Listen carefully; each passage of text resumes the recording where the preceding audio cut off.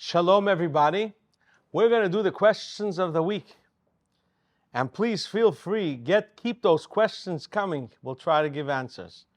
Question number 1. How is Judaism different from Islam and Christianity?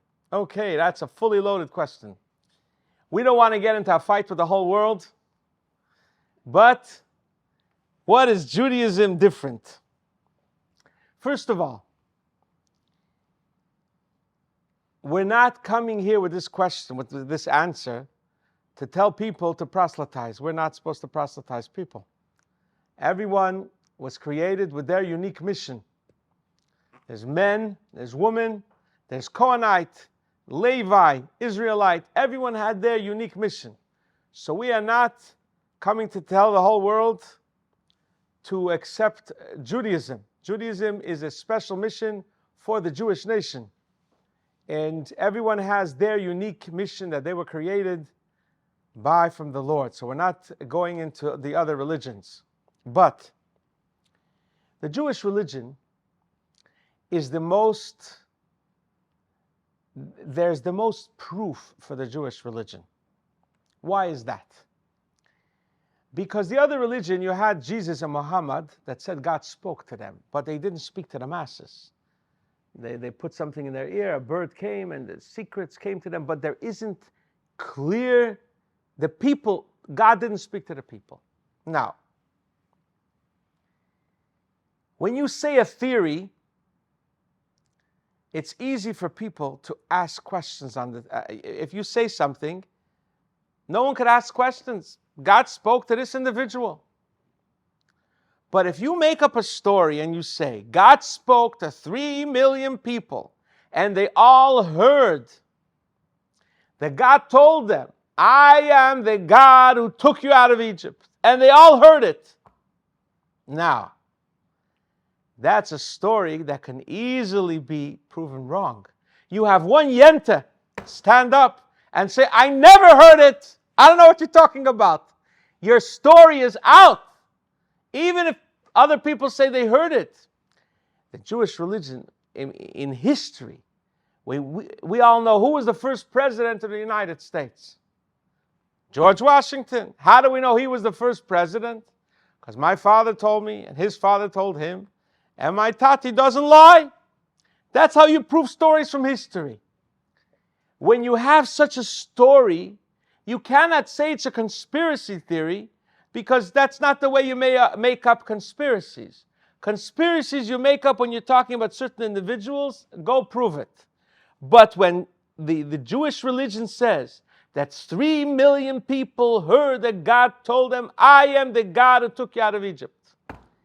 This is so easily refuted. The fact that it goes on from generation to generation with such alacrity and clarity, and it's still going on, shows the validity of this religion. In summation, Judaism is real. It's directly from God, given on Sinai. You know something very fascinating. We have the tefillin. When we put the tefillin on the head, on the back there's a daled. How many generations passed? We're standing 3,335 years later. It's the same daled. It was made by God. God showed Moses how to make it. It's real. You don't have things that people make up to change. If they change things, it's based on the Bible. They need a source. And it's a living Torah, so it goes with the time. God gave it, God the creator of everything and everyone, gave us the Torah that fits with the time, but you can't go making up your own stuff. And that's the beauty of the Torah. That's the beauty of Judaism. Second question. Is it true that the Hebrew language was the first language? It was the first language. We read in the Bible, the Tower of Babylon. The people built a great tower in Babylon. And they spoke one language. They figured that the Mabul, the terrible flood that flooded the entire universe was because the city was, the heavens were weak, and they with science are going to stop it. So God created then the 70 languages. And the assembly line to build this tower fell apart because one guy all of a sudden is talking Chinese, and this guy's talking Hebrew, and the other guy's talking English, and the assembly line broke, and they were dispersed all over the universe. So here you got it in the Bible, that Hebrew was the first language, the language through which God created heaven and earth. Third question. What is your favorite Jewish holiday and why? My favorite holiday, you know, every holiday has something unique and special. Someone once asked the Rebbe gave a Hasidic discourse. He spoke about Shavuos, and he said this Shavuos is the greatest holiday. And then he said, Sukkot is the greatest holiday. Then he came to Pesach, he said, it's the greatest holiday. So someone asked the Rebbe, how could it be? You got to make a choice. You can't have them all be the favorite.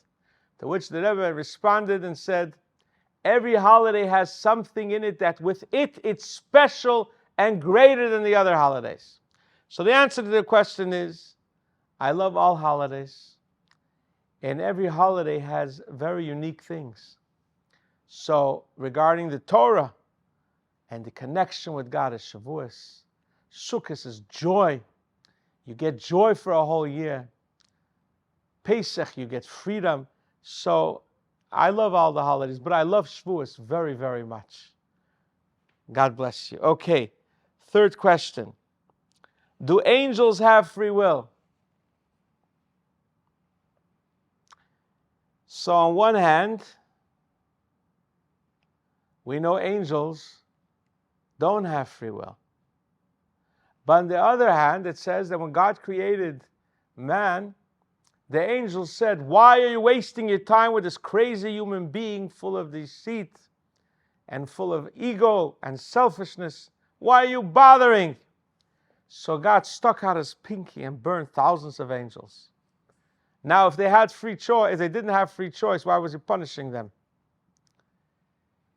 And so there is a little bit of free choice, but it's not as close as to the free choice we have down here. That's why we are given punishment and reward, because the truth is, the only real free choice is from God. No one else has free choice. If you like green apples and you choose green apples, is that free choice? You like green sour apples. Your makeup is that way. You're going to choose green apples. That's not choice. The moment you have a certain being and you're drawn towards color brown, you're a winter, you're a summer, you're whatever people are, they're drawn to certain colors and certain things. They're not choosing it. The only one who has reached true free choice is God, who's above it all. Has no definition. And this power God gave us on Shavuos. And he says, I'm giving you free will. I beg of you, please choose the right way. But the true free will is something only connected with the soul. None of us really have free will. You can't choose your parents. You can't choose your financial status. You can't choose nothing. You could choose the mitzvahs to do or not to do. You could choose if you should be happy and upbeat or down. That you could choose, that you could work on. And we have this special free choice, and it's us down here on this earth get the special power, the essence of God, to have free choice. There's a lot more to talk about, but if you still have questions, we'll continue on this topic next time.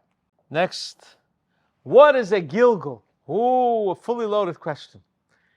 Gilgul is reincarnation. The soul comes down here on this earth to do a job. One of the jobs is to learn the Torah and to do all 613 mitzvahs. If we miss something, The soul comes back down here to finish that job. We don't know why the soul comes down here to this world. We may think that something is not important, and that may be the reason our soul came down to this world, just to do that. So the soul gets reincarnated many times. The special thing about our generation is that we can't say, we'll goof up this time. No big deal, we'll come back again, we'll fix it. There's no time. Hope Mashiach is coming very soon. So if you have an opportunity to do something good, don't say, I'll grow into that later. Do it. You never know. That may be the reason you're here on planet Earth. The sixth question, what's the significance of the hay being added to Abraham and Sarah? Sarah was Sarai. Abraham was Abram. And God added a letter to Abram to make him Abraham. And he added a hey to Sarah instead of Sarai to be Sarah. And it says that Abraham looked in his astrology and in Sarah's astrology and said they can't have kids. So God told him, Abraham can't have kids. Sarai can't have kids. But Abraham and Sarah, they could have kids. So that's the added hay. Higher than astrology. Another interpretation is that Avram without the hay is missing 5 limbs. And the hay, once he got this extra name when he had the bris, and he was elevated not only to be the father of his nation, but Av Hamoin Goyim, the father of all religions. All religions are related to Abraham. Christianity, Buddhism, Islam, it's all out of Abraham's kids and his lessons. God says you're going to change the world. You're not only going to be the little Abraham serving God, but from you words will emanate to the entire globe. And that's where he changed from Abraham to be Abraham. He became a statesman. He fought world wars. He did great things. And this is the special power he got from God to change the world. And this Abraham tells us, you're my child. Continue what I've started until the finish point with the coming of Mashiach, and the whole world will know God. Shalom.